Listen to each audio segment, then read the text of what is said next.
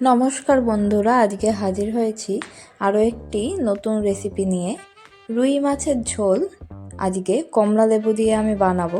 প্রথমে রুই মাছ নুন হলুদ মাখিয়ে নিয়েছি, তারপর এগুলোকে কড়াইতে তেল গরম করে ভালো করে ভেজে নিতে হবে।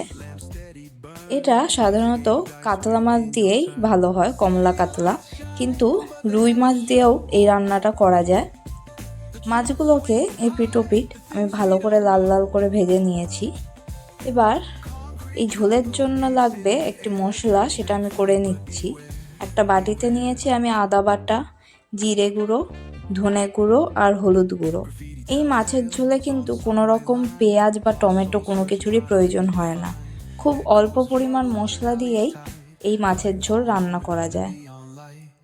জল দিয়ে আমি মশলার একটা পেস্ট ভালো করে বানিয়ে নিচ্ছি।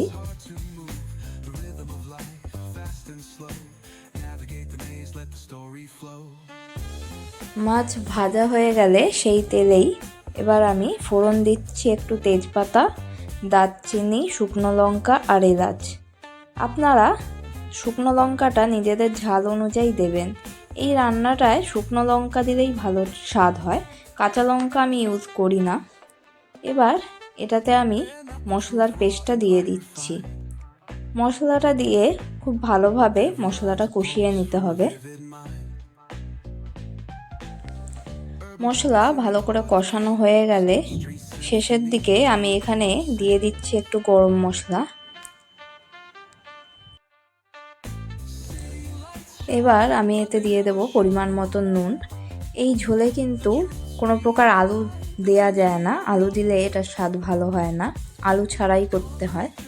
মশলাটা এরকম কষানো ভালো করে হয়ে গেলে তারপর এতে জল দিয়ে দিতে হবে।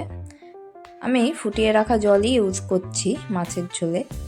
জলটা বেশি করে দেবেন, যাতে এই জলেই কিন্তু আমাদের ভেজে রাখা মাছটা ভালো করে ফুটিয়ে ভালো করে সেদ্ধ করে নিতে হবে। জল ফুটে গেছে, এবার আমি ভাজা মাছগুলো আমি দিয়ে দিচ্ছি এর মধ্যে। মাছটা দিয়ে এই ঝোলটা কিন্তু অনেকটাই শুকিয়ে নিতে হবে, যাতে মাছটা ভালো করে নরম হয়ে যায়। এবার আমি এখানে দিয়ে দিচ্ছি অল্প চিনি, কারণ কমলা লেবু যেহেতু ইউজ করব। কমলা লেবু সবসময় খুব বেশি মিষ্টি হয় না, একটু টক মিষ্টি হয়। আপনারা আপনাদের লেবু যেরকম কম টক বা বেশি মিষ্টি সেই অনুযায়ী চিনিটা দেবেন অল্প পরিমাণে। এদিকে ঝোলটা ফুটতে ফুটতে আমি কমলা লেবুর রসটা আমি বের করে নেব ততক্ষণে। এখানে আমি 4টে মতন কমলা লেবু নিয়ে নিয়েছি।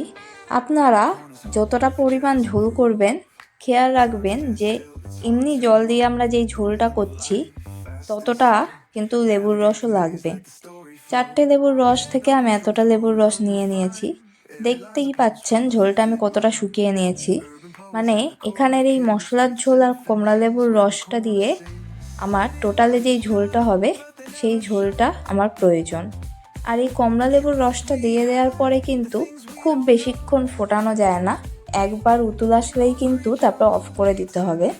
আমি এখানে অল্প গরম মশলা গুঁড়ো দিয়ে নিচ্ছি। কমলা লেবুর রস দেওয়ার পরে খুব বেশিক্ষণ যদি ফোটানো হয় তাহলে লেবুর রসটার স্বাদ চেঞ্জ হয়ে যায়। এই রেসিপিটা কিন্তু আমি একটা সিনেমা থেকে পেয়েছি, সিনেমার নাম মাছের ঝোল। আপনারা কারা কারা সিনেমাটি দেখেছেন অবশ্যই জানাবেন। সিনেমাটি থেকে কিন্তু অনেক রকমই রেসিপি, বিশেষ করে মাছের ঝোলের রেসিপি আমরা জানতে পারি। আজকের এই রেসিপিটি আপনাদের কেমন লাগলো অবশ্যই জানাবেন। দেখা হবে পরের ভিডিওতে। Till then, good bye. Whispers of the city, secrets they keep underneath the street lamp steady burn.